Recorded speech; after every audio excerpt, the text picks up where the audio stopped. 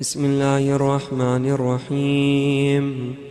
اللهم صل على محمد وآل محمد.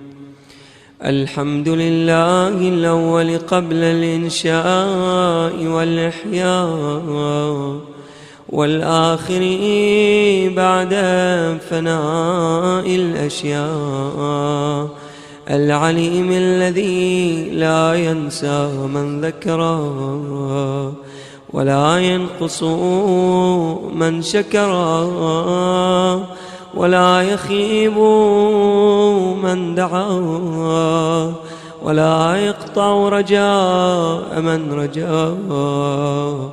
اللهم إني أشهدك وكفى بك شهيدا، وأشهد جميع ملائكتك وسكان سماواتك وحملة عرشك ومن بعثت من أنبيائك ورسلك وأنشأت من أصناف خلقك أني أشهد أنك أنت الله وحدك لا شريك لك ولا عديل ولا خلف لقولك ولا تبديل، وأن محمدًا صلى الله عليه وآله عبدك ورسولك، أدى ما حملته إلى العباد وجاهد في الله عز وجل حق الجهاد، وأنه بشر بما هو حق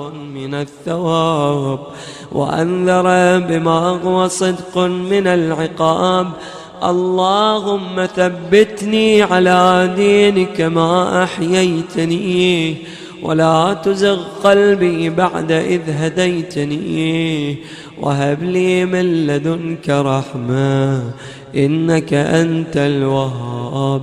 صل على محمد وعلى آل محمد، واجعلني من أتباعه وشيعته، واحشرني في زمرته، ووفقني لأداء فرض الجمعات وما أوجبت علي فيها من الطاعات، وقسمت لأهلها من العطاء في يوم الجزاء، إنك أنت العزيز الحكيم.